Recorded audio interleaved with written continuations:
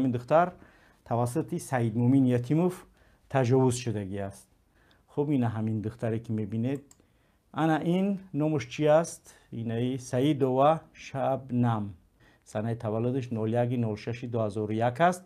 انا این هم معلومات نامه طبی که مبتلای بیماری سپید است. پس از اون که یعنی که توسط سعید مومین یتیموف تجاوز شد و دختریش گرفت، بعد از اون اومد دوشنبه، بعد پراستیتوت کشید و بعد از اون مبتلای بیماری سپید شد. ممکن است خب دیگه که سعید مومین یتیموف ما نمیگیم که سپید است، ولی و این هم میبینید همون شبنم است با بچهای دیگر که بیش از یعنی که چند صد جوان تاجیک، مردای تاجیک مبتلای بیماری سپید کرده است. این خانه را نه فلاکتی طبیعی بلکه اکسکواتور ویران کرده است.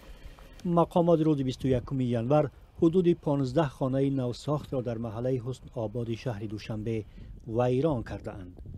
خبرنگاران ما یک روز بعد حادثه به این محله رفتند. چندی از ساکنان محله گفتند در دست سند، شناسنامه تکنیکی خانه، عکس کیهانی و قرار برای جدا شدن زمین را دارند، ولی مقامات آنها را اعتراف نمی کنند.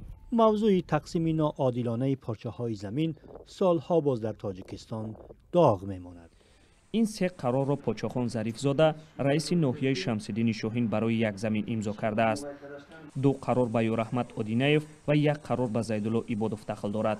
حالا قرارهای ضدی همین رئیس ناحیه بحث این 2 نفر را به میان آورده است. ما در حجت کردن دادن با گرفتن داره عریضه را سال 2016 قبول کردن، بالای همین حجت دارن با او آدم در حجت کردن گفتن دادن سرتیفیکات حقوقی دادن. بحث سر این زمین ها می رود. طرف دیگر که در دست 2 قرار رئیس ناحیه را دارد خود را حق می شمارد، لیک تاکید می کند که هرگز خواستار جنجال نیست. اما در حکومت ناحیه شمس‌الدین شاهین گفتند آنچه به این شهروندان داده شده است قانونی است. پاچاخان ظریفزاده رئیس ناحیه شمس‌الدین شاهین شرح نداد که چرا برای یک زمین 3 قرار برآورده است.